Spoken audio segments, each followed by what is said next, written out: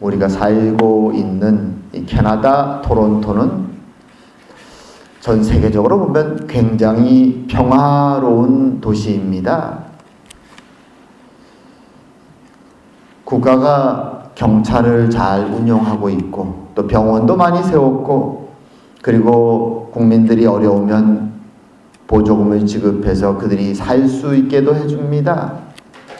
그래서 캐나다 국민들은 마음속에 안정감을 가지고 살아갑니다. 오늘날은 한국을 포함해서 그래도 선진국에 든다고 생각하는 나라들은 이런 시스템을 갖추고 국민들을 보호해주고 있습니다. 하지만 오늘 우리가 읽은 이 성경시대나 혹은 한 100년 전만 가도 아니 한국 6.25가 끝나고 불과 몇십 년 전으로 돌아가도 사실 이런 시스템이 갖춰진 나라를 찾기는 굉장히 어렵습니다. 지금도 사실 선진국 한 10여 개국에서 한 20여 개국을 제외한 대부분의 나라들은 사실 이런 시스템이 잘 갖춰져 있지 않죠. 사람들은 불안합니다. 법이 있지만 법보다는 항상 주먹이 가까운 세상이 이 세상에 널려 있습니다. 그런 세상을 살아가는 크리스찬은 그래서 걱정이 많습니다. 불안이 많습니다. 폭력 앞에서, 미움 앞에서 자신을 보호한다는 것이 굉장히 어렵습니다. 사실 우리는 지금 우리가 사는 세상이 너무 편하기 때문에 우리의 선조들이 살았던 혹은 성경시대에 살았던 시대의 모습을 잊어먹고 살 때가 참 많습니다. 하지만 오늘 본문에 등장하는 바울의 시대만 해도 굉장히 위험한 시대들입니다. 법은 오직 힘과 능력이 있는 권력이 있는 특권 계층에만 잘 적용되죠. 소수에게만. 대부분의 사람들에게는 그 법은 굉장히 먼 곳입니다. 눈앞에는 자신을 미워하는 자들 혹은 자신 앞에 권력을 지닌 자들의 폭력만이 훨씬 더 가깝죠. 약탈이 사방에서 이루어집니다. 오늘 사도 바울도 본문 속에서 위험한 일들을 여러 번 경험합니다. 아마도 하나님의 섭리가 없었다면 그는 그 폭력자들의 손에 미워하는 자들의 손에 몇 번은 죽었을 것입니다. 하지만 하나님이 오늘 본문에 보게 되면 그 폭력자들 앞에서 그를 보호하고 지키며 마치 우연처럼 하나님의 섭리 속에 인도해 가십니다. 오늘은 이 말씀을 보면서 비록 우리는 세계에서 찾기 힘든 안락한 삶 속에서 때로는 너무 나태한 마음으로 살아가는 형편 속에 있지만 실제 세상 대부분의 지역에 임하는 크리스찬들이 직면하는 위험과 폭력의 현실, 그런 현실 속에서 믿음의 조상들은 어떻게 살아왔는가? 어떤 믿음으로 그것을 이겨낼 수 있었겠는가? 오늘 본문의 메시지를 보면서 그것을 생각하면서 우리 앞에 있는 우리가 평안 때문에 느끼지 못하는 우리를 향하신 하나님의 섭리의 손길들은 어떤 것이었는가? 돌아보며 믿음의 길을 걸어가는 저희들이 되기 원합니다. 자, 오늘 본문을 시작하면 이제 그 전날 산헤드린 공회의 모임이 있었고 또 하나님의 위로의 말씀이 있고 그리고 하루가 지났습니다. 그런데 오늘 본문에 보면 굉장히 위험한, 지금까지보다 더 위험한 상황이 발생하고 있음을 본문은 설명합니다. 오늘 본문에는 40여 명 정도의 맹세한 자들이 나오죠. 보통 이 기원 1세기에 이런 맹세하는 사람들, 어떤 면에서는 하나님 앞에서, 나라 앞에서 충성스러운, 스스로들을 그렇게 생각하는, 흔히 우리가 열심당, 젤롯이라고 부르는 이 열심당 소속의 사람들이 등장합니다. 이 사람들은 유대파이면서 반유대적인 사고를 갖거나 또는 친로마적인, 친이방적인 사고를 지닌 사람들이 있으면 테러나 폭력을 무자비하게 행사하는 자신들 스스로는 하나님의 이름을 위해서 그것을 한다고 하는 그런 무리들이었습니다. 오늘날에도 그런 맹목적인 잘못된 종교적 열심으로 상대방을 죄책감 없이 해치는 그런 테러 조직들이 사실 많이 있습니다.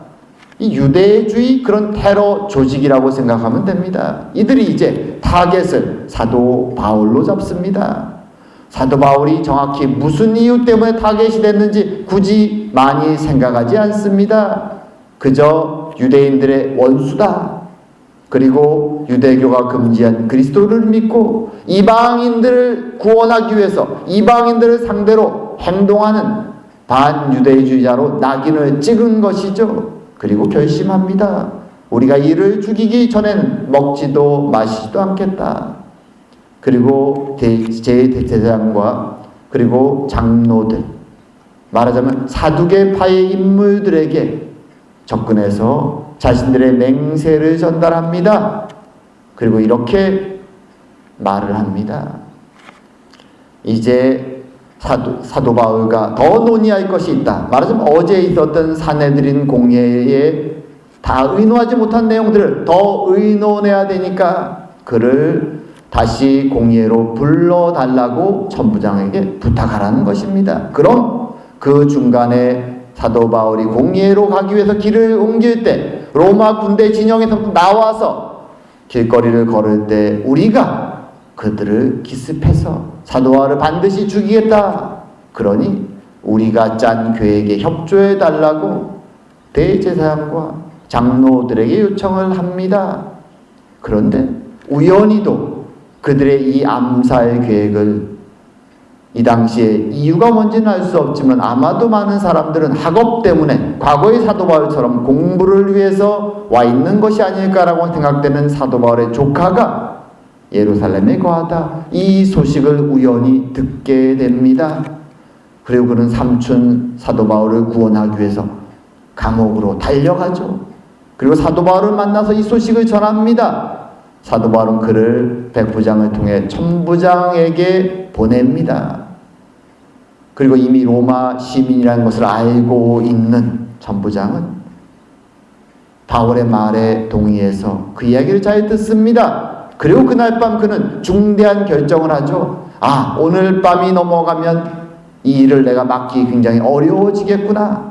그렇게 생각하면서 그는 그날 밤 9시에 병력을 집결해서 자신이 로마에서 온 총독에게 직접 편지를 적어서 총독과 로마 군대가 본부대가 거하는 가이사라로 병력을 붙여서 사도 바울을 비밀리에 보내게 됩니다. 말하자면 하나님이 우연히 이 암살 계획을 사도 바울에게 알리셨고 그리고 대적 로마의 손을 통해 그를 보호하시고 그를 로마 총독의 관저가 있는 가이사라로 보내게 되는 것입니다. 사실 이 장면은 사도 바울의 위기 속에 있는 그 상황들을 하나님이 구원하시는 하나님의 섭리의 장면입니다. 하나님의 섭리라는 것은 역사 속에 하나님이 개입하셔서 그의 백성을 향하여 일하시는 모습, 대부분의 섭리는 우연한 것처럼 발생합니다. 그리고 오늘 그 우연한 일이 사도 바울의 생명을 구원하고 그의 사명을 성취할 수 있도록 인도해가는 것이죠.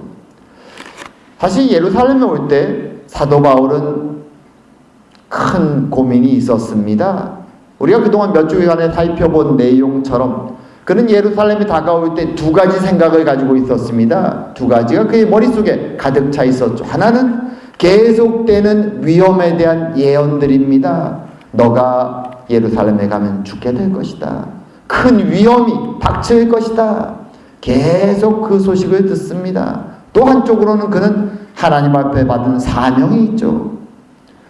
유대인과 이방인과 임금들 앞에서 주의 증인으로 사역해야 될 사명이 있습니다.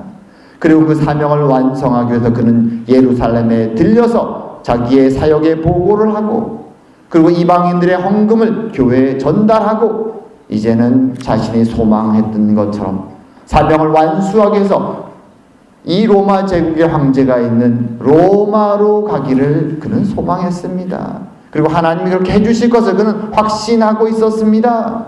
그리고 바로 이 전날 밤에도 그 하나님의 확신을 다시 한번 그는 받습니다.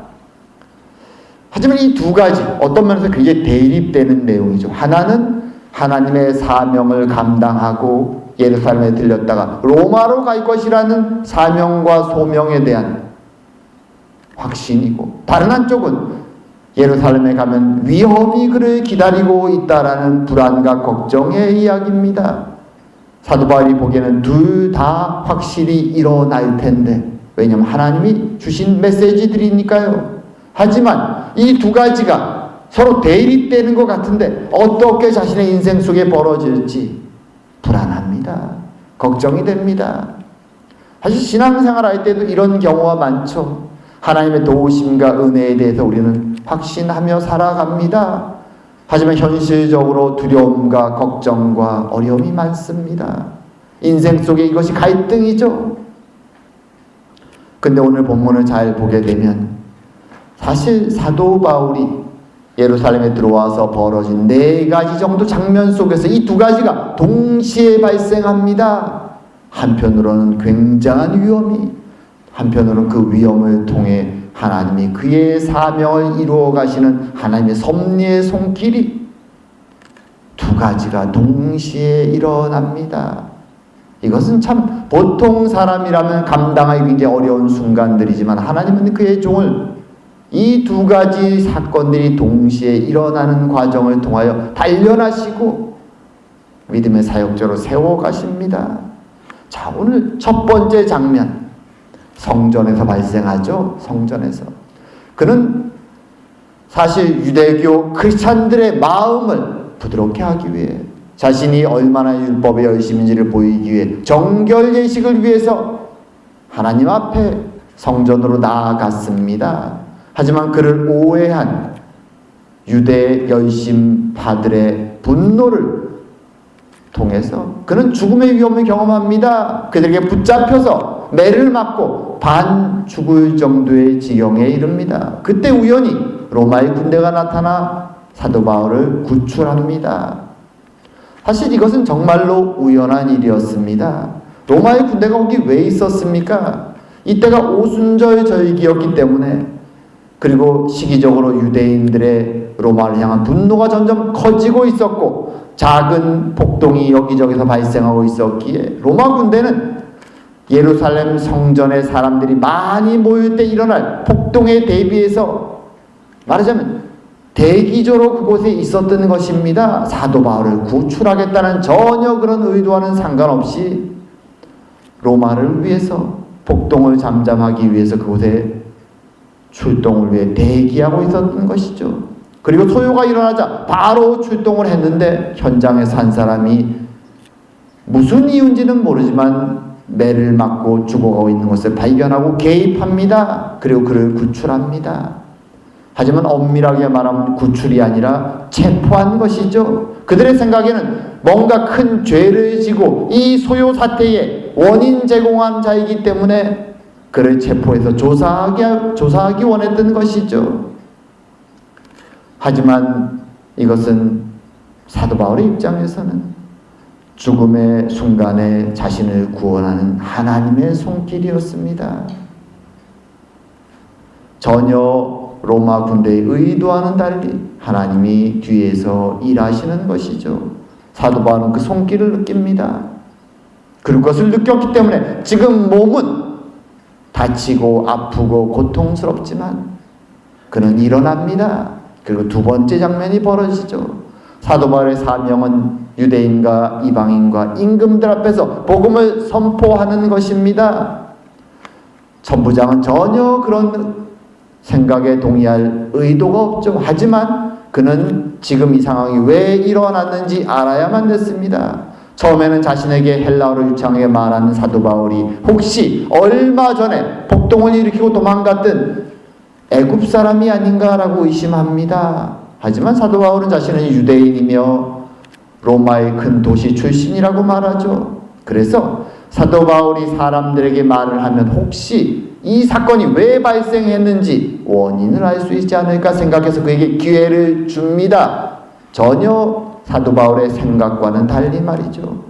하지만 그 시간 동안 사도 바울은 성벽 위에 서서 유대인들에게 자신이 왜 이곳에 서 있는지, 자신이 죽었다 살아나신 그리스도를 만났음을, 복음을 그 자리에서 선포합니다. 그리고 다시 폭동이 발생하려 하자 천부장은 또 그를 구출해서 이제 자신들의 군대 진영 안으로 들어갑니다. 말하자면 자신들의 의도와는 상관없이 그들은 사도 바울이 사명을 감당하는, 복음을 선포하는 자리를 지키고 있었던 것입니다. 하나님이 계속 일하고 계시는 것이죠.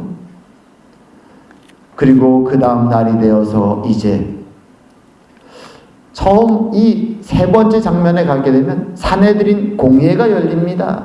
사실 천부장의 의도는 그가 사도 바울이 로마 사람이라는 것을 몰랐다면 직접적으로 사도 바울을 때리고 신문해서 도대체 사도 바울의 죄가 무엇인지, 왜 이 소요가 발생했는지를 알아내려고 했습니다. 하지만 그가 로마 시민이라는 것을 밝혔기 때문에 어쩔 수 없이 공적인 절차를 통해서 사내들인을 소집하죠.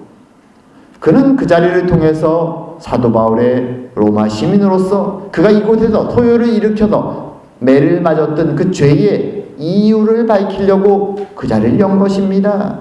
하지만 그 자리에 있었던 두 그룹의 사람들은 전혀 의도가 다르죠. 사내들인 공회에 모인 유대인들은 이제 그 법정을 통해서 사도 바울을 고소하고 그를 죽이려는 생각을 가지고 있었습니다. 하지만 그 기회를 사도 바울은 자신의 사명, 복음 선포하는 기회로 사용합니다. 그래서 바리새인들을 향하여서 하나님의 부활의 역사를 믿지 않느냐고, 나는 그것을 경험했다라고 복음을 그들에게 선포합니다. 그리고 또 그 자리가 폭동으로 돌변하자 다시 한번 천부장은 사도 바울을 구출합니다. 그리고 오늘 지금 본문의 사건이 네 번째 장면이 벌어지는 것입니다. 오늘 이제 열심당원들 40명이 암살 계획을 짭니다. 거기에 동조하는 것이 오늘 본문의 대제사장과 장로들입니다. 말하자면 사두개파 사람들입니다. 사실 보통 때라면 이 두 파는 서로 협력하지 않습니다. 왜냐하면 사두개인들은 친로마적인 성향을 지닌, 로마 총독에 잘 보여서 자신들의 이권을 지키기 원하는 부류들입니다. 현세적이고 굉장히 욕심이 많은 부류죠. 하지만 열심당 사람들은 반로마적인 성향을 지니고 있죠. 로마를 향해서 테러하고 폭력을 행사하는 것을 전혀 죄책감을 가지 않습니다. 그들은 골수 유대분자들이죠. 그런데 그들이 그리스도인이요 이방인의 사도인 바울을 죽이기 위해서 뭉친 것입니다. 함께 음모를 꾸민 것입니다. 실제로는 하나님의 율법에 전혀 맞지 않지만 하나님의 이름을 빙자해서 그들은 이 음모를 꾸미고 있었습니다. 하지만 하나님이 우연히 그 사건에 개입하시며 사도 바울의 조카를 통하여 구원의 계획을 이루어 가시는 것이죠. 하나님의 섭리를 이루어 가시는 것입니다. 천부장은 이 소식을 듣고 사도 바울을 구출하기로 결심하고 편지와 함께 가이사라에 있는 총독에게 사도 바울을 보냅니다. 이 상황 속에서 총독의 의도는 편지글을 보면 분명히 드러납니다. 자신이 로마 시민권자인 자를 폭력으로부터 구출해서, 음모로부터 또한 구출해서 당신께 보낸다, 자신의 자랑을 위해서 사실은 사도 바울을 보내려고 의도한 것입니다. 자신의 성과죠. 로마인을 폭도들로부터 구했다. 사실은 자신은 로마 사람인지 모르고 우연히 체포한 것이지만 결과적으로는 구출했다라고 자신의 뒤에 있는 이야기는 안 쓰고 자랑만을 써서 편지를 보냅니다. 하지만 하나님은 이 기회를 단순히 한 번 사도 바울의 생명을 구원하는 일이 아니라 그의 사명을 성취하는 일, 로마에 가며 로마의 임금들, 지도자들에게 하나님의 복음을 선포할 기회로 사용하십니다. 사실 사도 바울이 개인적으로 로마에 가서 복음을 전했다면 그는 결코 로마의 지도자들 앞에 서서 복음을 전할 기회가 없었을 것입니다. 하지만 우연히 그는 백부장에 의해서 체포되었기 때문에, 그리고 그 앞에서 암살의 계획이 퍼져나갔기 때문에 총독의 앞에 설 수 있는 기회가 주어진 것입니다. 그리고 이제 그는 총독 관저에 가서 지금 오늘 본문에 등장하는 벨리스 총독 앞에서 복음을 선포하고, 그리고 그 당시 헤롯 가문의 왕이었던 헤롯 아그리파 앞에서 또 복음을 선포하고, 그리고 그 다음 총독으로는 베스도 앞에서 복음을 선포하고, 그리고 다시 이제는 로마에까지 가서 황제 앞에 재판석에 섰을 때 또 복음을 선포할 기회들을 계속 갖게 되는 것입니다. 세상은 자신들의 이익을 위해서 모든 상황을 계획하고 꾸리고 나가고 있지만, 하나님은 그 역사 뒤에서 사도 바울이 소망했고 그의 사명을 짊어지고 기도했던 그 일들 하나하나 이루어 나가셨던 것입니다. 그래서 그 복음을 들은 자들이 우리의 기록에 지금 담겨 있지 않지만 하나님을 복음의 마음을 열고 로마 그 제국이 조금씩 변화되는 일에 하나님은 그의 종을 사용하셨던 것입니다. 물론 이 상황을 잘 보면 그렇게 쉽지는 않습니다. 매 순간순간이 목숨을 잃을 수 있는 고난과 고통의 상황이 닥칩니다. 가이사라에 가서도 2년 가까운 시간을 감옥에 있었습니다. 하지만 사도 바울은 그 과정 속에서 자신을 섭리로 보호하시고 인도해 가시는 하나님의 손길을 바라보고 느끼고 확신하는 것입니다. 그러기에 보통 사람이라면 그 고난의 상황 속에서 절망하고 왜 내 인생은 도대체 계속되는 고난이 있는가라고 불평하고 좌절할 수 있는 상황에서 도리어 그는 하나님의 섭리의 손길을 붙잡고 의지하며 소망을, 사명을 놓지 않습니다. 그리고 기회가 주어질 때마다 사명을 가지고 주의 복음의 증인으로 살아갔던 것입니다. 물론 하나님의 섭리는 모든 사람에게 똑같이 드러나지 않습니다. 어떤 면에서 오늘 사도 바울과 유사한 상황, 사내들인 공의 앞에 섰던 스데반의 경우 같은 경우는 하나님은 그 역사에 개입하지 아니하시고 도리어 가장 지혜롭고 가장 믿음 좋은 최고의 상황 속에 있었던 그 스데반을 순교의 길로 걸어가게 하십니다. 우리는 그 사건을 보면서 안타깝죠. 너무나 지혜로워서 누구도 그 변증을 감당할 수 없었던 헌신된 믿음의 사람 스데반을 왜 더 오래 사용하지 아니하시고 도리어 스데반을 죽어마땅하다고 그 자리에 서 있었던 사도 바울을 선택하셔서 이방인의 사도로 사용하셨는가? 우리는 알 수 없습니다. 하지만 하나님은 섭리 속에 스데반의 순교를 통하여 그 말씀을 읽는 많은 이들의 마음속에 참된 믿음의 순종이 무엇인가를 보여주셨습니다. 그리고 많은 믿음의 후손들이 감동하게 하시고 그들을 믿음으로 인도하는데 스데반을 사용하셨습니다. 그리고 다른 한편으로 사도 바울에게는 더 오랜 시간 회개 속에 돌이킨 그를 고난과 함께 사명을 주셨습니다. 사도 바울은 처음부터 그 두 가지가 자신의 사역 가운데 있음을 알고 있었습니다. 날마다 순종하며 회개하며 그 길을, 고난이 함께하는 그 길을 그는 감당하고, 하지만 자신 앞에 있는 매 순간순간마다, 고난의 순간마다 자신을 붙잡고 인도하시는 하나님의 섭리의 손을 느끼며 그는 사역자로서, 헌신자로서, 사도로서 그 길을 담대하게 걸어갔던 것입니다. 그리고 그것이 바로 오늘날까지 교회를 인도하시는 하나님의 역사요 섭리입니다. 때로 우리 앞에는 고난의 길이 열릴 때가 있습니다. 때로는 소망이 보이지 않을 때도 있습니다. 하지만 하나님은 그의 백성의 손을 놓지 아니하십니다. 때로는 그것이 스데반 같은 고난의 길로 드러날 때도 있고, 때로는 사도 바울처럼 고난을 넘어 구원의 길로, 사역의 길로 인도하는 모습일 수도 있습니다. 하지만 중요한 것은 하나님은 일하기를 멈추지 아니하신다는 것입니다. 그의 섭리를 통하여 그의 교회를 완성해 가기를 멈추지 아니하신다는 것입니다. 우린 그것을 기억해야 합니다. 이제 말씀을 정리할까 합니다.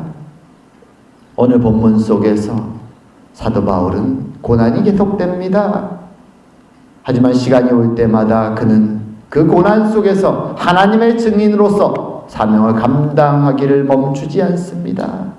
그리고 하나님은 다시 한번 대적 로마의 군사들의 손을 통하여 그들의 의도와는 전혀 상관없이 다시 한번 그를 암살의 위기에서 구원해 주시고, 그리고 그의 노력으로는 도저히 이룰 수 없는 로마의 임금들 앞에 서게 하시며 하나님의 복음의 사역자의 일을, 그 사명을 완수하도록 인도해 가십니다.